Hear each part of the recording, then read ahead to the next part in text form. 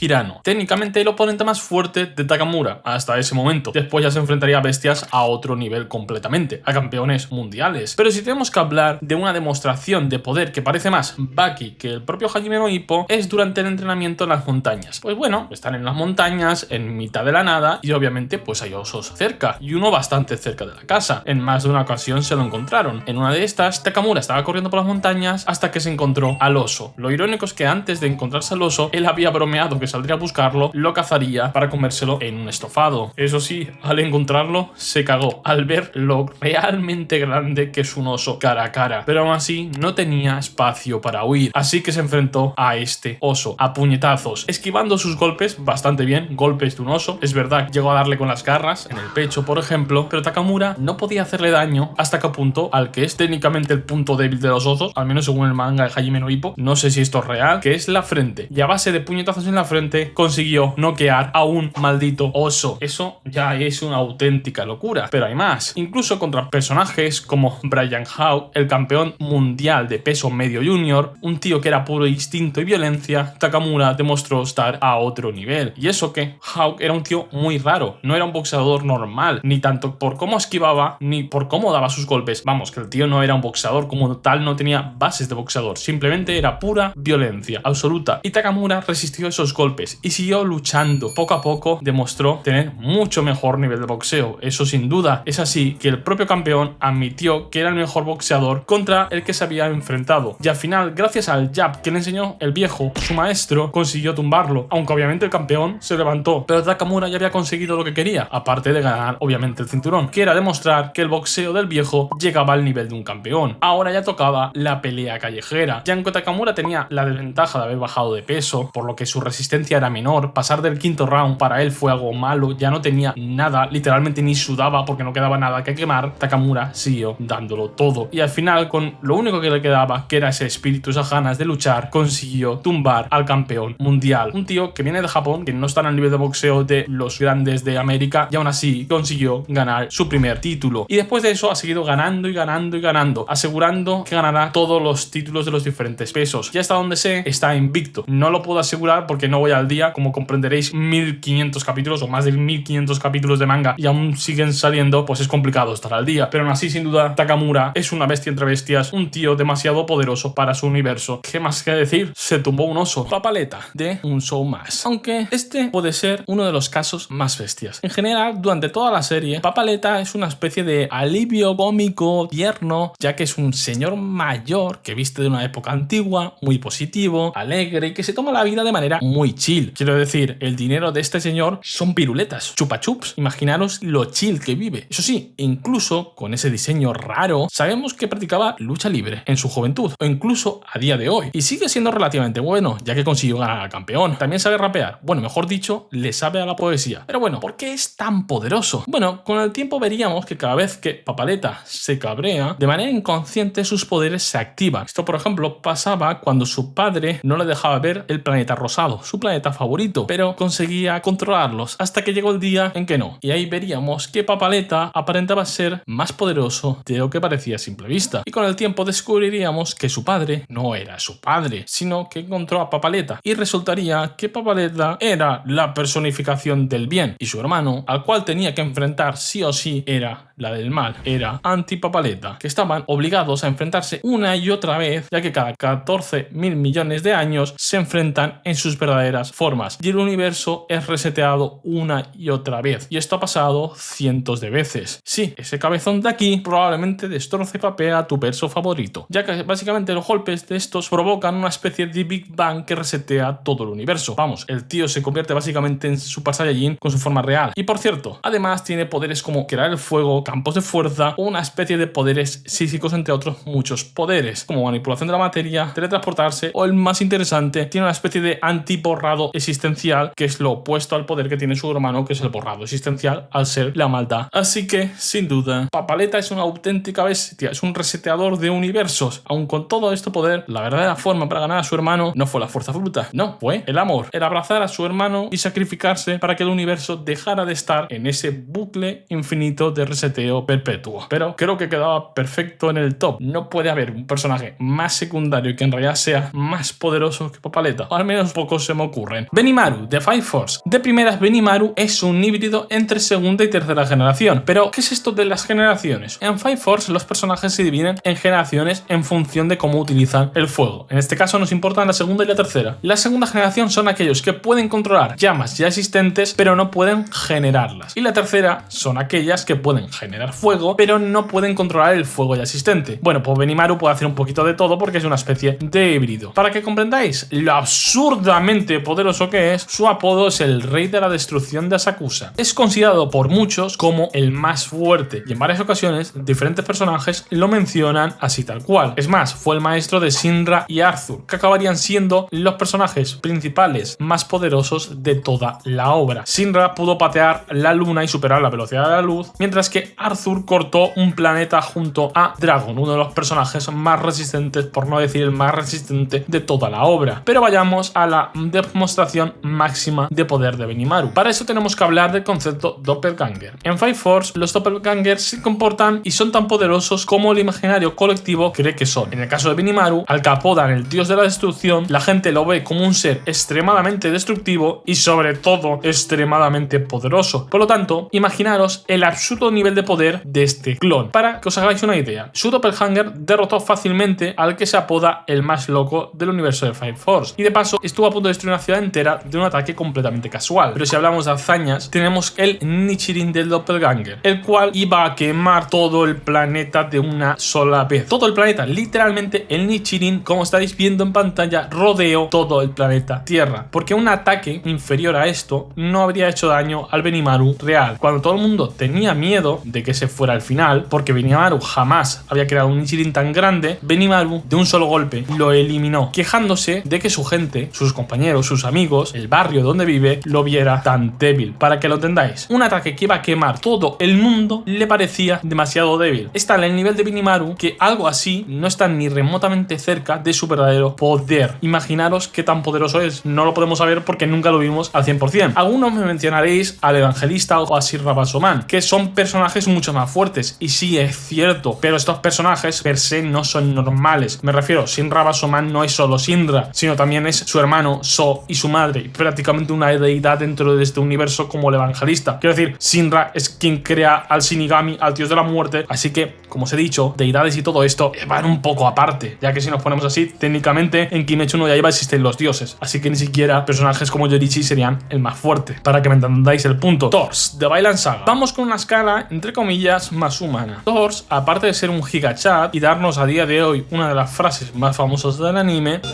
pon atención, Thorfinn. No tienes enemigos.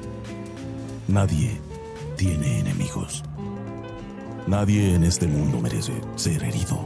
Es también un personaje absurdamente poderoso. En general, Vinland Saga se maneja en una escala más o menos humana. Al final son vikingos luchando entre sí o contra ingleses, daneses o lo que sea. Espadas, flechas, lanzas y ese tipo de cosas. Pero incluso dentro de este universo hay algunas excepciones. Por ejemplo, Thorfinn, siendo un crío o bastante joven, sobrevivió a una caída de decenas de metros. Creo que según los cálculos fueron unos 40 metros, lo cual es una auténtica locura. Y además alcanzó esa altura porque básicamente Thorkel, su tío, le pegó una patada que lo lanzó por los aires. Hablando de Thorkel, es capaz de luchar contra decenas de guerreros a la vez. Es más, mató a 5 hombres solo arrojando su hacha. Levantar un tronco enorme de un árbol él solo, completamente. Romper cráneos únicamente con sus puños. El tío incluso se cambió de bando durante la guerra para poder pelear contra los vikingos y así básicamente divertirse más. Es más, sin duda entre sus hazañas más putamente locas está derrotar a un oso a puñetazos e incluso derribar casas casualmente con su hacha. Sí, casas de madera, pero tío, es una puta hacha y estás derribando una casa. Ahora bien, ¿qué pasa con Thors? Por ahora no he hablado de él. Bueno, sabemos que de manera canónica era más fuerte que Thorkel. Es más, fue capaz de tumbarlo de un simple golpe a un tío como Thorkel. Aunque es verdad que Thorkel técnicamente tiene un punto débil, que si queréis saber cuál es, os veis este vídeo aquí. Pero a diferencia de Thorkel, Thors además es inteligente y un buen líder. Vamos, que no solo pelea bien, sino que además sabe dirigir. Aunque vemos poco de sus hazañas, probablemente la más loca que vemos es contra Askeladd y sus esbirros. Thors y compañía son emboscados por Askeladd. Para él, pelear contra 30 soldados, no en tierra firme, sino en unos barcos, no era ningún tipo de problema. Él sabía que podía derrotarlos a todo. Y ojo, el tío lleva años retirado, no estaba en su prime, es más, lleva 15 años retirados. Y desafía a duelo a Askeladd no por miedo a perder, sino por miedo a no poder proteger a su hijo y compañía, porque sí podían saltar y matar a sus compañeros. Por eso desafía en un duelo a Askeladd. Y cuando se pone en serio contra Askeladd, el pobre no tiene ninguna oportunidad. Y eso que Askeladd entra fácilmente en un top 5 personajes más fuertes de este verso, sobre todo porque es muy habilidoso y tiene bastantes trucos. Y aún así, Thors se lo iba a papear fácilmente. Básicamente, el universo Vinland Saga son todos más o menos humanos normales, con algún pic de fuerza muy por encima de un humano, como puede ser Thorfinn, Thorkel o el propio Askeladd. Y después está Thors, que literalmente está muy por encima de los que están por encima, siendo mucho más fuerte que cualquier otro personaje personaje es una diferencia abismal. Y en gran parte, Thors es una gran representación del verdadero pacifista por esto. Porque el pacifista no es el débil que no quiere pelear, porque ese no es que sea pacifista. Simplemente es probable que simplemente sea cobarde, porque sabe que perderá. El verdadero pacifista es el fuerte, el que sabe que podría conseguirlo todo con su fuerza, pero no la usa porque es lo incorrecto. Porque como nos dice Thors, un verdadero guerrero no necesita una espada. Puto Thors tiene pocas frases, pero todas las que tiene son buenas. Un auténtico basado, sin ningún tipo de duda. Uwei, de Kung Fu Panda. Hablemos de la tortuga más fumada de la historia. Uwei, como buena tortuga, sobre todo ficticia, ha vivido durante cientos y cientos de años. Ya hace unos cuantos siglos creó el Kung Fu en el estanque de las lágrimas sagradas. Ser el creador de un arte marcial ya dice mucho de ti, tanto en poder, teniendo en cuenta que el Kung Fu en este universo está extremadamente roto, y no solo eso, sino de tu inteligencia. Es decir, aprender un arte marcial podríamos decir que es relativamente fácil. Es básicamente imitar y practicar, pero crearla es otra cosa completamente diferente. Además, sabemos que es un maestro absoluto de los puntos de presión, y esto es importante. Si habéis visto algunas obras de artes marciales chinas, ya sea de Kung Fu o de lo que sea, sabréis lo importante que para ellos, según su lore místico, los puntos de presión. Y esto lo podemos ver perfectamente en la primera película. Uwei derrotó fácilmente a Tai Lung simplemente presionándole los puntos de presión indicados. Un tío que puso en peligro a toda la aldea y derrotó a Shifu, en gran parte por el bloqueo mental de Shifu, pero bueno, lo derrotó. Y aún así para Uwei, Tai Lung solo fue un pequeño gatito, un par de movimientos y ya está. Recordemos que incluso Po, siendo el guerrero dragón y counter natural de Tai Lung, todo lo que le costó ganar ese combate. Pero no solo tenemos esas hazañas, sabemos que Uwei era un maestro del chi, ya que hace unos 500 años más o menos lo aprendió de los pandas, ya que estos lo sanaron, lo cuidaron y le enseñaron el manejo del chi. Además, derrotaría y desterraría a su compañero de armas, Kai, al mundo de los espíritus, alguien que era un guerrero formidable. Solo hay que ver la pelea contra Po y cómo básicamente se creó un pequeño escuadrón de guerreros de Jade que habían sido maestros de Kung Fu en el pasado. Y aún así, Uwei en su momento, cuando aún estaba vivo, derrotó a este tío. Es más, el chi de Uwei era tanto y tan poderoso que es lo que le permitió en gran parte, aunque también tenía a más maestros, a Kai salir del mundo de los espíritus para volver al mundo de los vivos. Además, aunque no sé si esto es del todo canon, pero cuadra bastante, Uwei entrenó a decenas de los mejores maestros del Kung Fu. Esto se puede ver sobre todo en las series animadas de este universo, pero hay que decir que unos cuantos se pasaron en el lado oscuro. Sí, quizá entrenaba muy bien, pero quizá no elegía a los mejores alumnos, aunque irónicamente pudo ver la maldad dentro de Tai Lung. No sé, cosas que pasan. Pero como diría Uwei, el ayer es historia, el mañana es un misterio, pero el hoy es un obsequio. Por eso se le llama presente. Hiko Seihuru 13, también conocido como el maestro de Kenshin en Samurai X. Ahora bien, ¿por qué este hombre está tan roto? Bueno, hay varias cosas que nos confirman esto, pese a haber aparecido bastante poco. Pero de primeras, hablemos un poco de su arte marcial y sus técnicas. Ya después iremos con algunas hazañas. El arte marcial de Hiko es el Hiten Mitsurugi Ryu. Es un arte marcial que se basa sobre todo en la velocidad, en el Shinsoku, la velocidad divina, tanto en moverse como en desenvainar la espada. Algo muy importante para este arte marcial. Y básicamente todo este estilo de la espada se basa en matar de un golpe rápido a tu enemigo. Es más, está creado principalmente para que el usuario pueda derrotar a grupos enteros él solito, cosa que podemos ver perfectamente con el pasado de Kenshin, cuando era el Hitokori y se dedicaba a matar a grupos enteros. Pero a diferencia de Kenshin, que tiene un cuerpo pequeño, que para usar este arte marcial puede ser malo, ya que sobrecarga el cuerpo y a largo plazo puede ser incluso peligroso, en el caso de Hiko no, o al menos no tanto, ya que tiene un cuerpo grande, fuerte y extremadamente musculoso, y de esa manera aguanta mejor la presión del arte marcial. Pero si hablamos de técnicas, tenemos unas cuantas. El Shoryuken es una técnica del Batojutsu de doble golpe. Primero se lanza el ataque con la espada al desenvainar y después un segundo golpe con la propia vaina. Existe una versión inversa, o al revés, que básicamente primero te golpea con la vaina y después con la espada, pero viene a ser lo mismo. Una de las técnicas más emblemáticas de Hiko sin duda es el Kuzu Ryusen, un golpe extremadamente rápido que golpea casi de manera simultánea 9 puntos, los 9 puntos básicos del Kenjutsu: cabeza, hombro derecho, brazo derecho, muñeca derecha, zona baja, muñeca izquierda, brazo izquierdo, hombro izquierdo y pecho, lo que provoca que sea una técnica extremadamente difícil tanto de esquivar o de bloquear. Y luego está la Amakakeru Ryu no Hirameki, que es la técnica definitiva de este arte marcial. El secreto de esta técnica es que mientras que en un golpe normal se realiza desenvainando la katana por un lado y dando un paso adelante con el pie puesto, este golpe añade un paso a mitad del desenvainado con el pie adyacente a la vaina, creando un paso entrecortado, y que esto genera una especie de aceleración instantánea tanto en la carga hacia adelante como en el desenvaino de la espada. Básicamente es un golpe normal mucho más rápido y mucho más potente, para que nos entendamos tú y yo. Además de que es verdad que para dominarlo hace falta un factor psicológico o filosófico en el cual básicamente debes comprender el peso de la propia vida, y es una técnica extremadamente mortal. Es más, de manera manera normal, cuando el alumno aprendía esta técnica, acababa matando al maestro. Obviamente en el caso de Kenshin no, pero bueno, temas de Kenshin. También tiene otras grandes técnicas como el Shoryuken, el Hiryusen, Ryumei-sen, entre otras, pero no vamos a nombrarlas todas por tema de tiempo. Aunque lamentablemente no podemos ver todo el potencial de este señor, ya que el maestro de este arte marcial está limitado a participar en los conflictos políticos. Por unos momentos se nos deja bastante claro el nivel de Hiko. Por ejemplo, él mismo dice que podría derrotar más o menos fácil a Makoto Shishio, el antagonista principal o el antagonista más recordado de esta obra, y al propio Kenshin también prácticamente. A las mayores bestias de su universo para él no serían nada. Y si hablamos de hazañas de poder, por lo menos tenemos una destacable, aparte de obviamente entrenar con Kenshin. Esta es sin duda su pelea contra Fuji, un miembro del Yupun-Gatana, ya sabéis, los soldados de élite, por así llamarlo, de Shishio. Un gigante de más de 5 metros de altura, porque sí, por alguna extraña razón en el universo de Kenshin existe gente bastante deforme, pero bueno, este gigante en términos de fuerza física es uno de los mayores de todo el universo. El tío podía derribar edificios enteros solo con su espada, de un simple golpe, y Hiko bloqueó estos golpes sin problemas y lo derrotó con una tremenda facilidad. Es más, incluso insta a Fuji a liberarse del control que tenía Saisuke e ir con todo contra él, quitándose su armadura para pegar mucho más rápido, y aún así Hiko lo derrotó, más o menos entabló una especie de amistad o al menos entendimiento con el personaje. Y lamentablemente no podemos ver más del poder de este señor porque, ya digo, tiene una participación bastante corta, pero aún así nos dejan bastante claro que está extremadamente roto y probablemente sea el personaje más roto del universo, aunque podemos discutirlo. Battle Beast, de Invencible. El universo de Invencible sufre un poco el efecto Dragon Ball. Básicamente, si no eres de una raza de guerreros o no estás mejorado con tecnología, lo vas a pasar bastante mal para llegar al top tier. Pero entre todos ellos hay una excepción, un personaje que demostró poder papearse a lo más fuertes. Hablamos de Battle Beast, el Rengar de Invencible. Battle Beast nace en un planeta sumido en la peor guerra posible, un caos absoluto, hay muerte y destrucción, pero para él esto fue algo bueno, ya que le permitió hacerse mucho más fuerte, mucho más hábil y sobre todo dominar prácticamente cualquier tipo de arma cuerpo a cuerpo, siendo el guerrero más hábil de todo Invencible con mucha diferencia, al punto de que básicamente se convirtió en el soberano de su mundo y el nuevo rey. Aunque podría parecer algo malo, porque siendo un guerrero sanguinario debería ser un mal líder, un líder cruel, fue todo lo contrario. Battle Beast trajo una paz absoluta a su planeta, lo convirtió en una utopía, pero irónicamente para él esto era algo negativo, ya que Battle Beast está maldito. De una forma parecida a Angron de Warhammer, la única manera de saciar su furia era la guerra y la violencia. Por eso se convirtió en una especie de Predator en un mundo de Invencible y se dedica a viajar por el universo como un cazarrecompensas, buscando a los campeones de diferentes mundos, cazándolos y quedándose con sus cabezas. Lamentablemente para él no encontraba rivales a su nivel. Los únicos que podían competir con él eran los Viltrumitas, pero como sabemos hay muy pocos, y Viltrumitas como Mar, la primera vez que aparece Battle Beast, la verdad es que no tenía ninguna oportunidad. De hecho, la paliza que le mete a Mar lo deja al borde de la muerte, aunque bueno, Invencible estuvo al borde de la muerte muchas veces. Por eso, bastante aburrido ya de su vida, se dejó capturar por el Imperio Viltrumita para poder enfrentarse a uno, y lo acabaría consiguiendo cuando lo metieron en la nave donde estaban prisioneros tanto Oniman como Allen el Alien, y este iría a enfrentarse sin dudarlo a uno de los ejecutores de Oniman, y es capaz de meterle una paliza tremenda al Viltrumita, aunque se deja golpear, porque algo que hay que tener muy en cuenta de Battle Beast es que se deja golpear para comprobar el poder de sus enemigos. Battle Beast le mete una paliza tremenda, y esto en mitad del espacio. ¿Por qué esto es importante? Porque Battle Beast, a diferencia de los Viltrumitas, no puede volar, y estar en el vacío del espacio sí que le afecta. De hecho, se acabaría congelando después de destrozar completamente a Viltrumita, y él apenas tendría alguna herida. Incluso en la guerra en Viltrum, peleando en el espacio, era capaz de derrotar a varios Viltrumitas como Azula y otros más. Imaginaros si hubiera estado en tierra firme. Lamentablemente sería derrotado fácilmente por Trak, y muchos diréis, bueno, Masca, entonces no es tan poderoso. Bueno, lo derrotó en el espacio y sí, tuvieron una segunda ronda, y esta vez en tierra firme, donde Battle Beast podía pelear en condiciones mucho más equilibradas. Lamentablemente la novia de Battle Beast, porque sí, este tío tiene pareja y tú no, soltó a los Rognar para que no muriera, ya que amaba a Battle Beast de verdad. Estos Rognar consiguieron herir gravemente a Trak, obligándolos a cooperar. Es más, prácticamente Battle Beast salvaría la vida de Trak. Pero aún así, Battle Beast quería continuar la batalla, y para equilibrar la pelea se hirió a sí mismo de manera extremadamente grave. Básicamente las tripas estaban por ahí, para igualar las condiciones, y ahí empieza el combate. Al principio parece que el Viltrumita va a ganar fácilmente, ya que le da unos buenos madrazos, pero recordemos, Battle Beast empieza siempre lento, llega un momento que le muerde el ojo, sí, le muerde el putísimo ojo y se lo destroza, y ahí es donde la pelea se pone del lado de Battle Beast, durando varios días, un total de 7 días de pelea sin parar. Y lamentablemente para Battle Beast, la gran ventaja de poder volar de los Viltrumitas y la herida que se provocó a sí mismo lo llevaría a su derrota. Muchos diréis, bueno, entonces no era demasiado poderoso para su verso. Bueno, esto es bastante discutible, siendo sinceros. De primeras, es prácticamente el único personaje que se hace 1 versus 1 contra Track, el que era el admin del server de Invencible. Porque sí, Mark y compañía lucharían contra Track, pero 1 contra 1 es bastante discutible. Mark recibió bastante ayuda. Battle Beast no, fue 1 contra 1 completamente limpio. Teniendo en cuenta que intervinieron, él lo equilibró haciéndose la herida. Y ahí está la cosa. Muchos diréis, bueno, se hizo la herida para equilibrarlo. Sí, pero Battle Beast también tuvo que luchar contra los Rognar. No es que solo Track tuviera que luchar. Me refiero, si Track fue herido, fue en gran parte porque el tío, bueno, se confió, no era tan fuerte, podríamos discutir exactamente el motivo, pero ya digo, Battle Beast también. Que si no se hubiera provocado la herida, siendo sinceros, tampoco hubiera sido indigno, porque Battle Beast estuvo en las mismas condiciones, solo que no se dejó herir, por así decirlo. Probablemente sí, Invencible 500 años después pueda derrotarlo, pero bueno, es Invencible 500 años después, es mucho tiempo después y ya al final de la puñetera serie. Aún así, creo que Battle Beast era un candidato muy bueno y así además no pongo todo anime, que si no, muy aburrido. Plastic Man, de DC. No soy el mayor fan de poner personajes de Marvel o DC en este tipo de tops, porque son franquicias tan grandes que considerar un personaje demasiado poderoso es relativo. Obviamente aquí no estamos incluyendo entidades cósmicas porque si no, no tiene ningún tipo de sentido. Pero creo que el caso de Plastic Man sí que es perfecto para este vídeo, teniendo en cuenta que mayoritariamente es un alivio cómico muy secundario. Y aún así el tío tiene unas cuantas hazañas y unos poderes muy locos. Plastic Man, básicamente, como nos dice su nombre, es un hombre plástico. Pero a diferencia de personajes como Luffy o Mr. Fantastic, que básicamente son elásticos, sí, después tienen más poderes, pero digamos que su principal baza es estirarse y ya está. En el caso de Plastic Man no está tan limitado. Él tiene mucho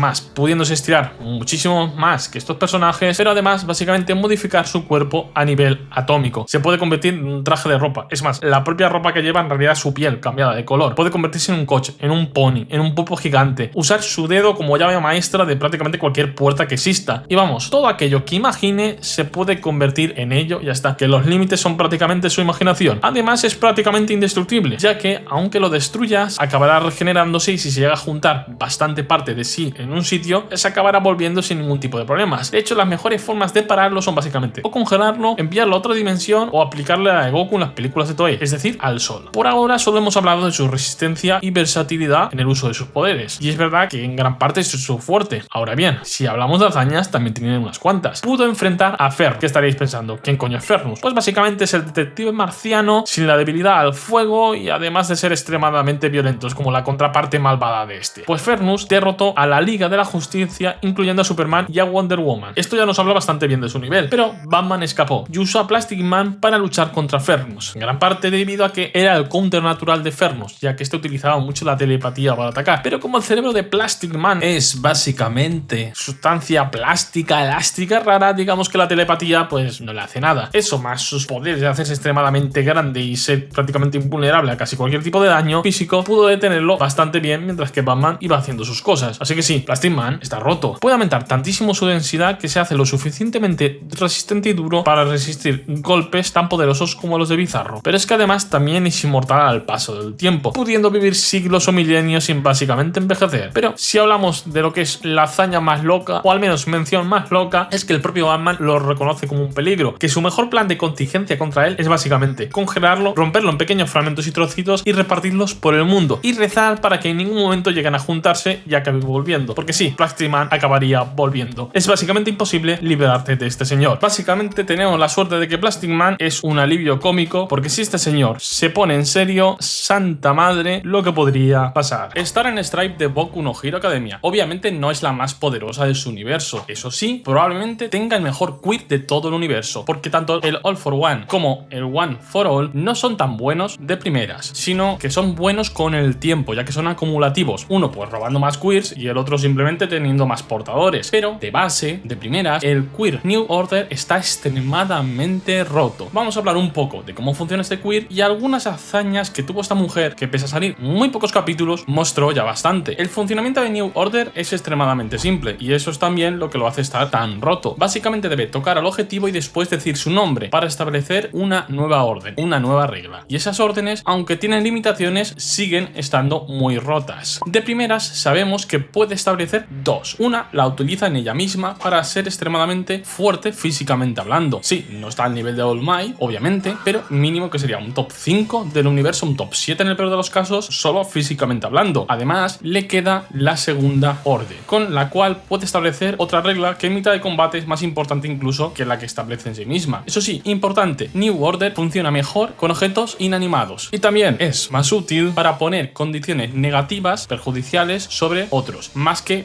bufearse a sí misma, más que beneficiarse en sí. Dejando claro cómo funciona, pasemos a comentarios o hazañas que llevan a escalar bastante a esta mujer. De primeras, el propio AFO la considera un auténtico peligro. Si ella aparecía en Japón, podía destruir sus planes. Además, nos deja claro que es la mujer más fuerte del mundo. Nada más empezar la pelea contra Shigaraki, vemos que el límite de su orden es bastante laxo, pudiendo, por ejemplo, quitar la atmósfera alrededor suya en un radio de 100 metros. También tiene unos reflejos bastante buenos, ya que pudo detener los láseres que Shigaraki había reflejado. Sus golpes eran capaces de dañar al propio Shigaraki, que es verdad que en este momento no está en su prime como lo estará después, al menos físicamente hablando, pero no está nada mal dañar a este Shigaraki, ya es bastante considerable. Probablemente la mayor demostración de su poder es cuando toca a Shigaraki y le pone la siguiente orden. Si Shigaraki Tomura se mueve un centímetro de donde está, su corazón dejará de latir. Lamentablemente esta jugada tenía un counter que era básicamente la locura esquizofrénica de Shigaraki, pero contra casi cualquier otro personaje eso habría sido el GG. Básicamente Star puede one-shotear a prácticamente todos los personajes de su universo siempre que no estén un poco locos. Además, también físicamente casi le hace un one-shot. Es verdad que con un poco de ayuda, tanto de los cazas que tenía alrededor con sus láseres, como de los misiles intercontinentales Tiamat. Pero el ataque que le metió a Shigaraki casi lo mata. Solo sobrevivió porque excavó un agujero en el suelo y puso al Nomu de escudo. De esa forma no comiéndose casi daño de los misiles, y también en gran parte por la regeneración. Pero además, incluso después de morir, este quit estaba tan roto que siguió dando por culo a Shigaraki. En gran parte gracias a eso, nuestros protagonistas consiguen más tiempo para poder luchar contra Shigaraki. Si no, habrían perdido lo más probable, ya que la última orden que dio Star fue que New Order se rebelara contra los demás dones. Por eso Shigaraki fue perdiendo parte de sus dones por culpa de Star, perdiendo algunos quirks, como por ejemplo el quirk de reflejo. Sí, no será la más poderosa, pero teniendo en cuenta lo roto que estaba su quirk, creo que merece estar completamente en este top. Kuroki Gensai del universo Kengan Asura, o bueno, Kengan Omega. Antes de hablar del chat de Kuroki, hablemos un poco del sistema económico de Kengan. En nuestro mundo, los negocios se basan en dar una mejor oferta de dinero, un mejor trato para que la gente que te venda, por ejemplo, sus tierras, pues lo acepten. Y ya está, esos son los negocios, la ley de la oferta y la demanda, poco más hay. Pero en Kengan, no, al menos una parte de los negocios no, aquí son bastante más chat. Aquí los negocios de gran nivel se resuelven con putazos, como debería ser, deberíamos volver a las justas. Pero dejando eso de lado, lo que hacen en Kengan es que artistas marciales se peguen de hostias. Y si tu representante, es decir, tu artista marcial, gana, pues te llevas el negocio. Pero cuando hay grandes decisiones, como cambiar al presidente de la asociación, se realiza lo que es un torneo Kengan, donde podemos ver a los hombres más poderosos pegarse de hostias. Y entre esos estaría nuestro Kuroki Gensai, un personaje que a diferencia de otros es un artista marcial más clásico. Él es la lanza del diablo, que ha entrenado toda su vida para convertirse en el artista marcial definitivo. Mientras en Kengan hay personajes que son clones, el clan Kure que lleva siglos dándole la selección artificial para tener los mejores genes de maneras muy bizarras, gente como Kano Agito que básicamente son una especie de experimento raro donde tenía que matar a otros niños para sobrevivir, pues Kuroki no. Es rarete el hombre, no vamos a decir que es un hombre normal, pero es lo más artista marcial que podemos ver. Para entender bien su nivel de poder y cómo está a otro nivel, repasemos alguna de sus victorias. Antes de empezar su pelea contra Rijito, se nos describe a Kuroki como un asesino letal y probablemente el hombre más peligroso de todo el bloque. Su pelea contra Rijito es una de las mayores humilladas de todo el torneo Kengan. Al principio no quería ni usar sus manos por ver a Rijito como alguien débil y patético, y aunque al final es verdad que Rijito llega a cortarlo con sus golpes cortantes, realmente toda la pelea fue un juego de niños para Kuroki. Tanto es así que lo humilla diciendo que ni siquiera puede ver la diferencia entre los dos, y es por eso que es un simple débil niño. Pero siendo sinceros, en este momento de la historia todo el mundo humillaba a Rijito. Pobrecito, te quiero Rijito, pero eras completamente humillado siempre. Así que pasemos a su siguiente pelea contra Kiryu Setsuna, la tóxica obsesionada con el prota, el que parecía el villano o uno de los villanos finales de este manga, que utilizaba una de las técnicas más bizarras, que es la palma de Rakasa, que básicamente es una especie de ataque giratorio que se llega a pegar bien en uno hombro o en un codo te retuerce a tal forma que te lo deforma y te destroza completamente el cuerpo, pues aún así Kuroki destroza a Setsuna con su karate. Sí, es verdad que Kiryu llega a romperle algún que otro dedo, pero bueno, esto en Kengan es relativamente normal, pero aún así con su lanza del diablo, que por cierto, lo del lanza del diablo se le llama porque literalmente te pega con la mano como si fuera una lanza y te atraviesa partes del cuerpo, te digo, es literalmente una lanza humana, y Kuroki lo destroza y humilla al que parecía uno de los villanos finales. Pero esto no queda aquí. Vamos con las dos grandes peleas. Sí, me estoy saltando algún que otro momento, pero perdonadme, no puedo mencionar todas las peleas de Kuroki o todos los momentos. Vamos con su pelea contra el colmillo Mesudo. El colmillo se nos describe como un luchador perfecto, un tío que lleva decenas de victorias en los torneos Kengan, que básicamente no ha perdido nunca. Puede básicamente utilizar tu arte marcial casi al mismo nivel que tú o su estilo sin forma. Además, Dio durante el combate evolucionó, pudiendo mezclar sus artes marciales. Es decir, puede utilizar un arte marcial clásica y a la vez su estilo sin forma, su parte más violenta. Y durante momentos supera con creces a Kuroki, destrozando sus brazos, los dedos, llevándolo al límite. Llega a romperle tanto el cuerpo que técnicamente las lanzas de Kuroki, es decir sus manos, ya no valían. Pero esto era mentira, aún tenía el pulgar y solo el pulgar ya vale como lanza. De esa manera, aplastando al que parecía el otro villano final de tu obra. Sí, Kuroki, un personaje secundario, había aplastado a los dos villanos, aunque es verdad que el colmillo Mesudo no parecía tan villano, pero bueno, a los que eran los dos antagonistas principales de tu obra, o eso parecían. Pero ¿sabéis algo peor? Que no solo aplastó a los antagonistas, también al protagonista, ya que la última pelea del torneo Kengan es Tokita contra Kuroki, un Onma que es verdad que ya está en las últimas, su corazón no puede más, pero es un Onma que puede mezclar tanto el Advance, que recordemos que el Advance es básicamente un potenciador, ya que al latir más rápido el corazón, pues puede moverse más rápido y pegar más fuerte, y además puede utilizar el estilo Nico, creando prácticamente al guerrero definitivo. Pero aún así, Kuroki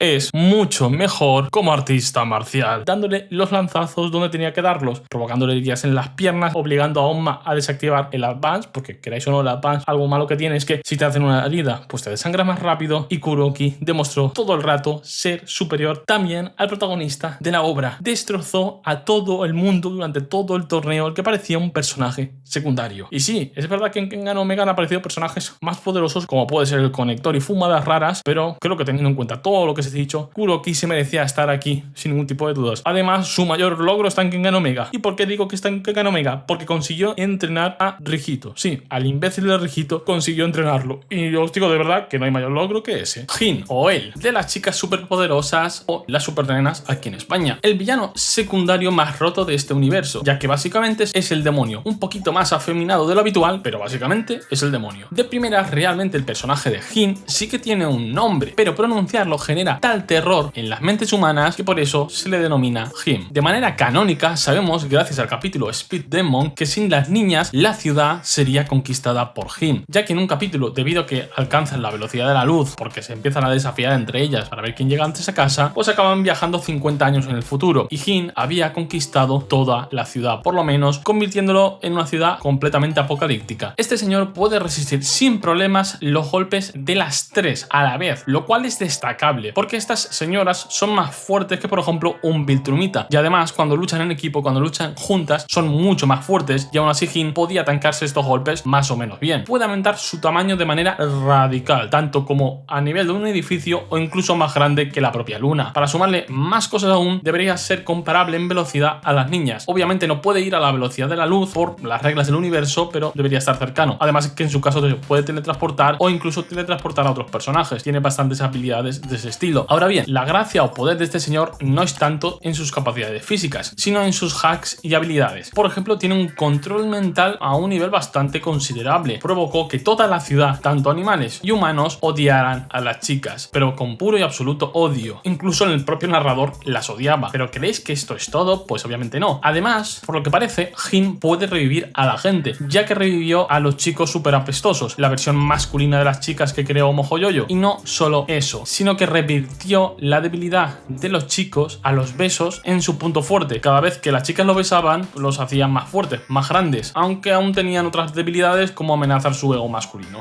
Pero siguiendo con Jin, tiene unas cuantas cosas más. Puede atacar desde el mundo de los sueños, dio vida a los dibujos de burbuja, técnicamente casi destruye la Tierra al hacer que unos científicos alteraran la órbita terrestre acercándonos al Sol. Y creo que después en sí movió el Sol, o eso se nos da a entender, no lo tengo claro. Pero vamos, que el tío tiene una manipulación de la realidad bastante considerable. sabe. Es más, cuando él simplemente aparece en escena, la propia realidad coge un tono rojo, como si el infierno estuviera en la tierra. Sin duda, Him está asquerosamente roto y no gana en sí a las chicas superpoderosas porque muchas veces parece que no se está tomando las cosas demasiado en serio. Takamura, de Sakamoto Days, el viejo medio muerto que apenas puede mantenerse despierto, más roto del anime, y es probablemente uno de los puestos más bestias de este top, es decir, con diferencia es uno de los secundarios más rotos dentro de su universo. Y mira que llevamos unas cuantas partes ya de esta saga. De primeras es miembro de The Order, que básicamente es el grupo de élite de asesinos más poderosos del AHA, la creme de la creme, los más fuertes, prácticamente los top tier del verso son o han sido miembros de este grupo. No todos, pero prácticamente todos. Por ejemplo, el propio protagonista Sakamoto fue miembro de la Orden en el pasado, y aunque las apariciones de Takamura son muy pocas, sin duda nos muestran su absurdo nivel de poder. Por ejemplo, una de las primeras veces que le vemos hacer algo es en un coche. Es un hombre mayor, dormido en el cochecito, apoyado en su espada como si fuera una especie de bastón. Vamos, incluso uno de los otros miembros de la Orden se preocupa de la tía que está conduciendo porque está conduciendo tan mal que a lo mejor le podría pasar algo al viejo. Y sí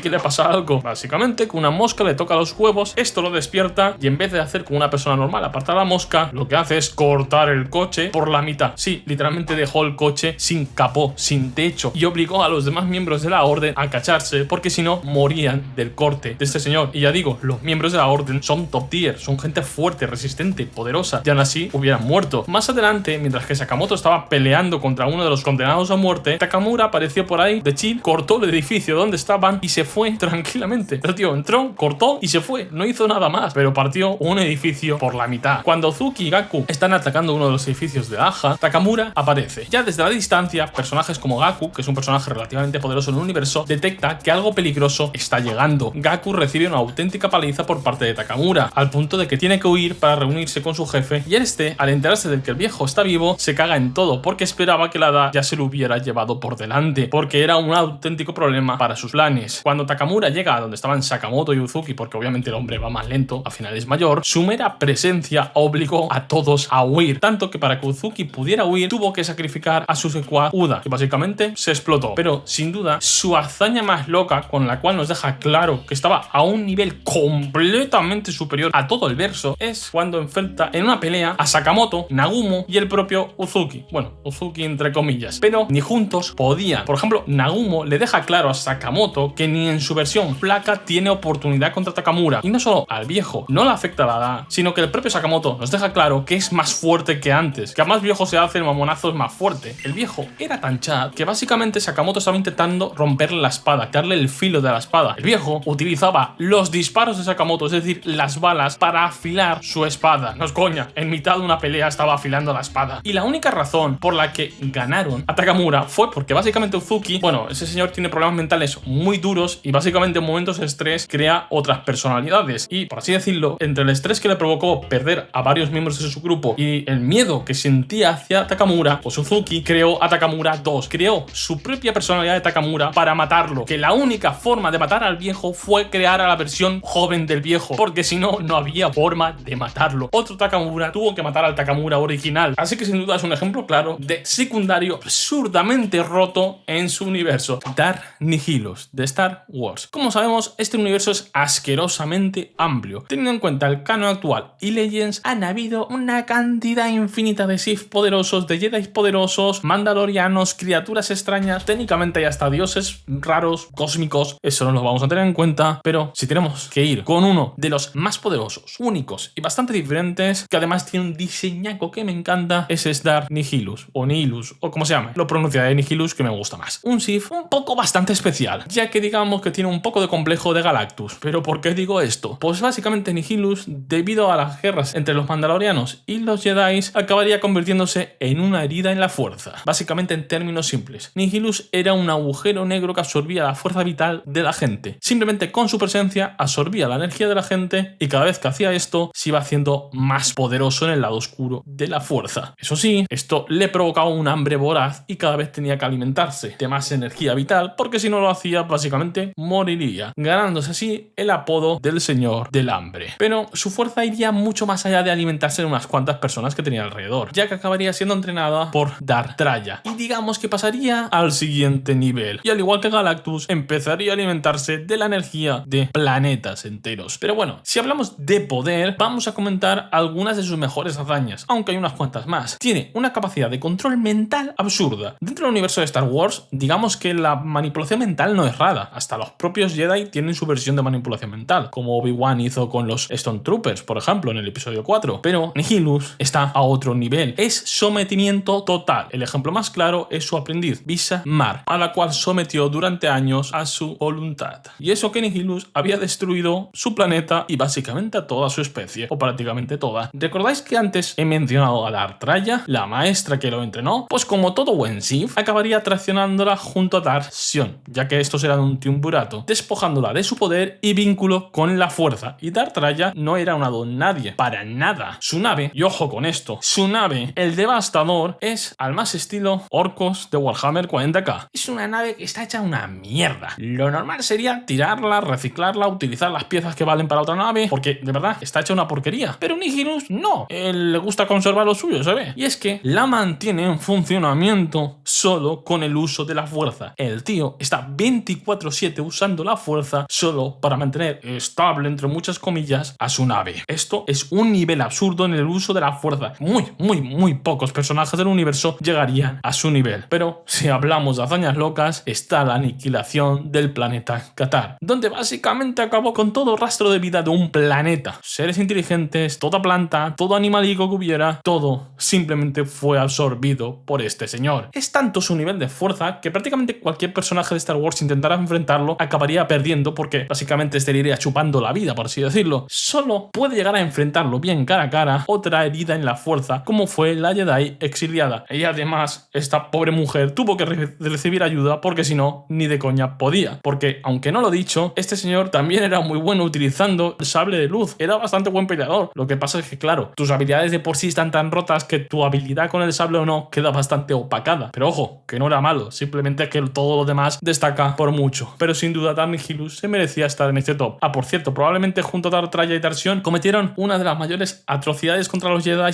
llevándolos al borde de la extinción mucho más de lo que hizo Sidious. Salté de Overlord. Que no se note que me reví Overlord hace poquito. En general, los NPCs de Nazarick son extremadamente poderosos, muy por encima de la media de los humanos de este universo, pero muy por encima. Y entre ellos, los guardianes del piso son de las entidades más poderosas, siendo Salter la más poderosa individualmente, la guardiana del piso de los 3 primeros pisos, del primero, del segundo y el tercero. Ojo, la más poderosa, como tal de Miurge o Albedo, son mucho más peligrosos, pero porque son unos genios capaces de elaborar planes que te pueden tumbar regímenes políticos sin casi interferir directamente. Pero Salter no, de hecho es bastante cortita en comparación a los otros guardianes de piso. Pero si hablamos de poder individual, es la guardiana de piso. Ojo, guardiana de piso más poderosa. ¿Pero por qué está tan rota? Eso se debe a su gran variedad de habilidades. Entre algunas de las más rotas, obviamente manipulación de sangre. Es básicamente una vampira. Puede almacenar y utilizar la sangre de sus enemigos como arma, o darle otro tipo de usos, como por ejemplo recuperar mana, MP, y de esa manera utilizar más habilidades, spamear sus técnicas. Tiene la forma de niebla, que básicamente se transforma en niebla y de esa manera es inmune a prácticamente cualquier daño físico, salvo los que pueden atacar a seres incorpóreos. Puede teletransportarse a pequeña o gran escala, o incluso teletransportar a un gran número de personas. Además, te puede manipular mentalmente. Tiene los ojos míticos del encanto, que básicamente controla mentalmente tanto a hombres o mujeres, da igual lo que te ponga, te puede controlar igual. Además, no está sola, puede invocar a monstruos extremadamente poderosos. Aunque suene irónico, ya que es un vampiro, un no muerto, es usuaria de magia elemental y sagrada, que normalmente es la magia que se utiliza contra los vampiros o los no muertos. Pero además tiene el Engerjar,